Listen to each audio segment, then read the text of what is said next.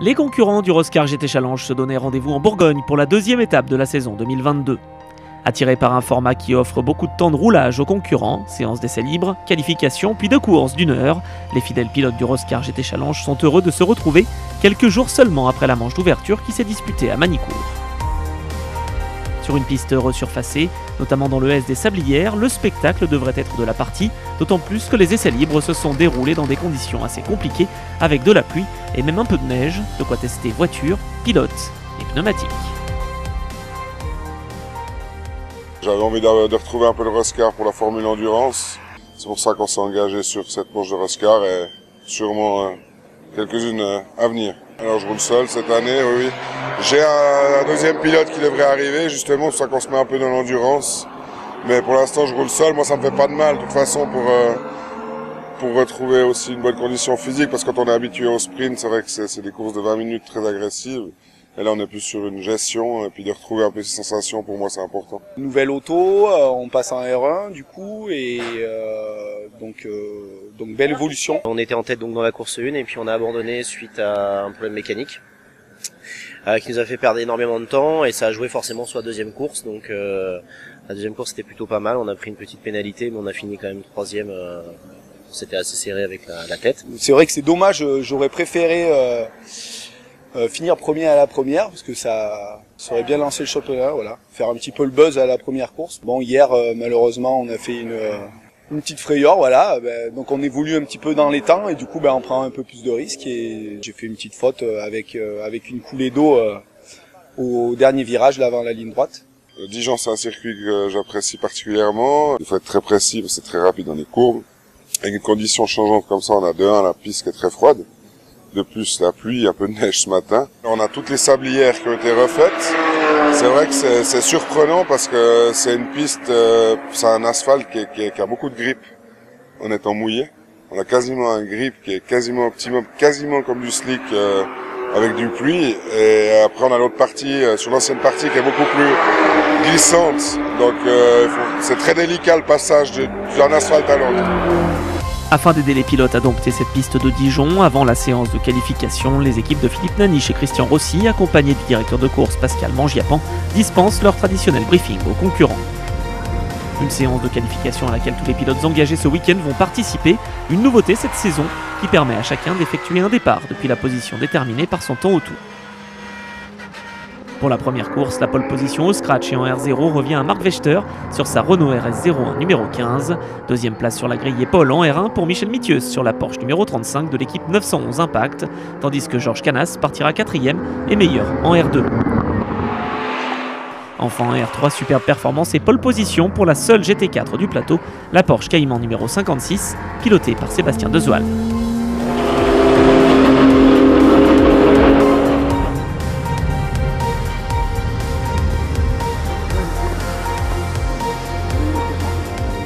Il est à peine 10h et les concurrents se préparent à rejoindre la grille de départ pour s'élancer dans cette première course du week-end. Après des conditions climatiques difficiles la veille, le soleil est au rendez-vous sur le circuit bourguignon de Dijon-Prenois.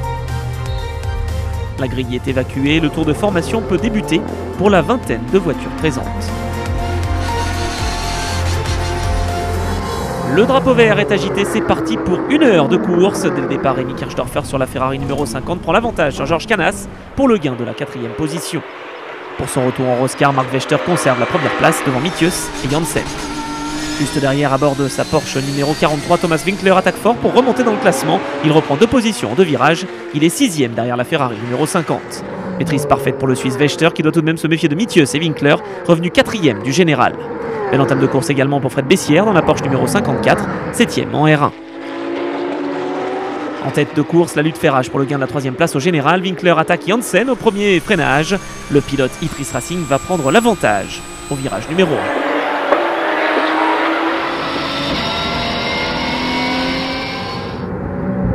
Le top 5 est composé de Vechter, Mithieu, Winkler, Janssen et Pompidou sur la Porsche numéro 11 qu'il partage ce week-end avec Jean-Pierre Ancelin. Départ difficile pour la solution F de Philippe Lacroix qui tente tout ce qu'il peut pour résister à la Porsche de Thomas Pfister. Sur ce circuit vallonné de Dijon-Prenois, les pilotes prennent du plaisir et c'est le cas notamment de Franck et Lucas Robet, 2e de la catégorie R0 sur leur BMW M4. 6e, la Ferrari de Rémi Kirchdorfer est à l'affût et attaque la Porsche numéro 11 de Xavier Pompidou dans la ligne droite. Une position de gagné pour le pilote Tinsault. Belle performance de la Cayman GT4 numéro 56 de Sébastien Desoal, leader en R3.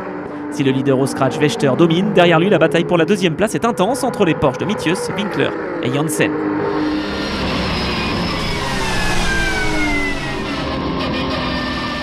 Le Belge semble être sur un excellent rythme et vise le podium ici à Dijon. Il freine tard à l'intérieur au premier virage et va se faire malheureusement piéger. Tête à queue est sorti dans le bac à gravier pour le vainqueur de la première course de l'an passé. Pas de risque pris par la direction de course qui va sortir les drapeaux jaunes pour permettre au commissaire d'évacuer la Porsche numéro 10. La fenêtre d'arrêt étant également ouverte, les pilotes en profitent pour s'engouffrer dans les stands afin d'effectuer le traditionnel changement de pilote. Les mécaniciens en profitent pour ajuster les pressions des pneumatiques Pirelli avant le dernier relais de course. C'est reparti pour l'ensemble du peloton qui doit maintenant se battre pendant la vingtaine de minutes restant à disputer. Marc Vechter est ressorti en tête à bord de sa Renault RS01 devant les Porsche de Winkler et Van de Vostin. Cochet sur la Ferrari numéro 50 est ressorti 6e et va devoir remonter. Xavier Pompidou a laissé son volant à Jean-Pierre Ancelin dans la Porsche numéro 11, désormais 2e du classement R2, derrière Georges Canas. Florian Rias sur la 54 est ressorti 4e, une excellente performance pour le pilote Ray Stiviti qui voit tout de même Julien Poncelet se rapprocher. Belle lutte également en R3 entre la Cayman GT4 et la Porsche numéro 18 d'Encorvaya et Agier. Quelques minutes plus tard, c'est Jonathan Cochet qui passe à l'attaque et s'empare de la 3e position au scratch au détriment de Van de Vostin. La Ferrari numéro 50 ne s'arrête pas là et revient sur Thomas Winkler. Le pilote de l'équipe Tinsault s'empare de la 2e position au général. Alors que les concurrents sont entrés dans le dernier tour, Marc-Édouard Crassertz tente de rester au contact de la Porsche numéro 44, mais il ne parviendra pas à reprendre la 2e place de la catégorie R3. Au terme d'une course qu'il aura dominée, Marc Vechter s'impose au scratch devant Kirchdorfer, Cochet, vainqueur en R1, et Thomas Winkler. Retour au stand pour l'ensemble des pilotes après cette belle première course du week-end. Victoire en R3 pour la Porsche numéro 18 d'Encorvaya et Agier, tandis que Georges Canas s'impose en R2 avec sa Porsche numéro 28 de l'équipe 911 Impact. Ça fait longtemps que je suis au Roscar, c'est la 4e saison que je fais au Roscar et ça me va bien. Même véhicule que l'année dernière, toujours la même chose, la même équipe, l'équipe au top, 911 Impact. Des gens extraordinaires avec qui on s'entend super bien. Le principal, c'est de prendre du plaisir. Et surtout de pas casser la voiture. C'est le principal pour moi, en tout cas. Je suis bien ici, les gens sont sympas. Voilà, on passe des bons moments à rouler et puis à rigoler. L'ambiance est bonne ici à Dijon où le soleil est de la partie. Après s'être bien restaurés, les pilotes vont pouvoir reprendre le volant pour la seconde course du week-end dans le cadre de la 2e épreuve Roscar de la saison. Auteur du meilleur tour de sa séance qualificative, Marc Vechter part en pole sur la Renault RS01 numéro 15 devant les Porsche de Julien Poncelet qui fête son anniversaire en ce 9 avril, Jos Janssen et Thomas Winkler. Le peloton est en ligne, la course peut être lancée, 1 heure attendent les pilotes et c'est déjà parti sur les chapeaux de roue pour Karl Van de Vostin qui attaque Georges Canas pour la 6e position. Vechter amène la meute devant Poncelet, Cochet et Janssen. Tous les concurrents se sont élancés sans encombre à l'assaut de cette superbe piste de Dijon-Prenois. Deuxième du général, Julien Poncelet et sa Porsche engagée en R1 tentent de rester dans le sillage du leader. Un écart est déjà creusé avec le reste du peloton. Pour son retour dans le championnat, Marc Vechter n'amuse pas le terrain. Sa Renault RS01 devance la Porsche de Poncelet et la Ferrari de Cochet. Au 6e tour, Jonathan Cochet est revenu dans les roues de son adversaire et tente une attaque au freinage. Ça passe pour la Ferrari numéro 50, désormais 2e du classement général. Vainqueurs à Manicourt, les leaders du championnat veulent marquer des points importants en Bourgogne. Derrière eux, la lutte pour la 4e place est également intense puisque Jos Janssen doit résister à Karl Van de Vostin et Lucas Robé. Le Français va finalement prendre l'avantage à l'extérieur sur le Belge. Son équipier Marc-Édouard Crassertz est en 2e position du classement R3 et voit déjà les leaders revenir sur lui.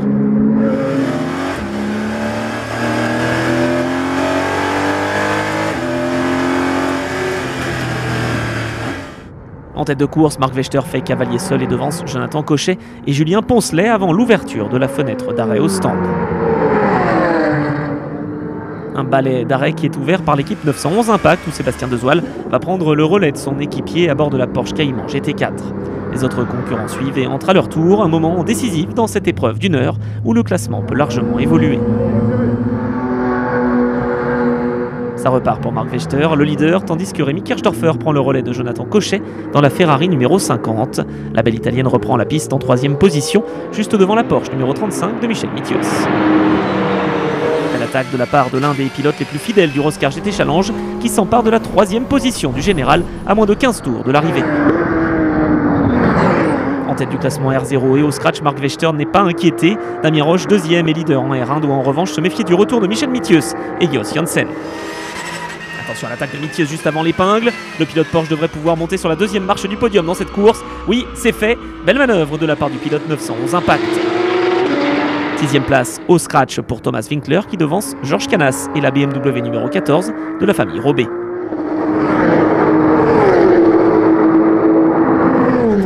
À quelques minutes du drapeau à damier, Rémi Kirchdorfer va revenir Jos Janssen à sa hauteur. Le pilote Ferrari doit s'incliner face au Belge qui s'empare de la 4e place dans cette seconde course du week-end. En tête, pas de problème pour Vechter qui devrait s'imposer de nouveau.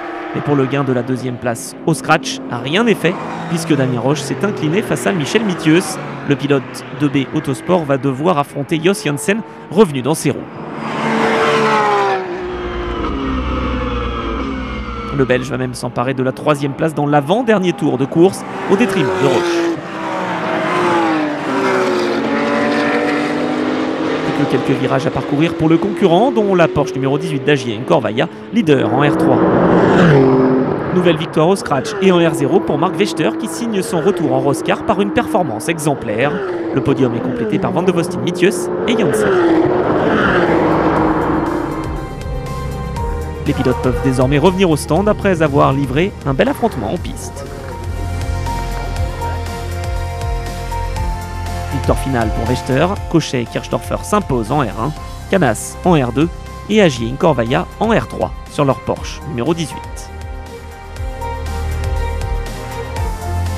Perfection, la voiture aucun souci, en plus avec mon ami Jean-Marie. On se connaît depuis 15 ans et ça fait 15 ans qu'il me dit on n'a jamais fait de course ensemble. C'est la première fois qu'on fait quelque chose ensemble. On fait un truc ensemble et on gagne. Espérer, jamais réalisé, là c'est vraiment le top. Sur un circuit qu'on adore et le résultat est là. Merci au Roscar, merci l'organisation. Merci Oscar, merci à notre équipe aussi parce qu'on a une super équipe qui nous soutient et une bonne voiture. Très bonne voiture. Ça faisait longtemps que j'étais pas revenu ici en fait, mais bon, les 2 jours de pluie c'était vraiment cool parce ça nous a permis de faire du coaching sur la pluie. Surtout, c'est important pour la suite de la saison quoi. Les 2 premières journées ont été très formatrices et donc par après je me suis senti très à l'aise sur le sec. On savait pas si on allait faire le Vigan. Maintenant, on a regardé avec le calendrier, on va sûrement le faire. S'il y a de la pluie au Val de Vienne, ce sera pas une surprise. Maintenant, c'est un circuit technique où ça privilégie pas les courbes rapides. Donc, c'est vraiment beaucoup de courbes lentes, enfin des virages très serrés. Et je pense qu'avec la Ferrari, ça ira aussi. Ça sera aussi plaisant qu'ici. Voilà. On prendra beaucoup de plaisir, en tout cas. Un week-end de Dijon qui aura commencé sous la pluie et qui se termine sous un soleil radieux. Les concurrents peuvent être satisfaits du spectacle qu'ils ont offert en piste. Nul doute qu'il en sera de même lors de la prochaine manche prévue au calendrier sur le circuit du Val de Vienne les 13 et 14 mai 2022. En attendant, n'hésitez pas à visiter le site roscar.fr ou la page Facebook Roscar GT Challenge pour plus d'informations.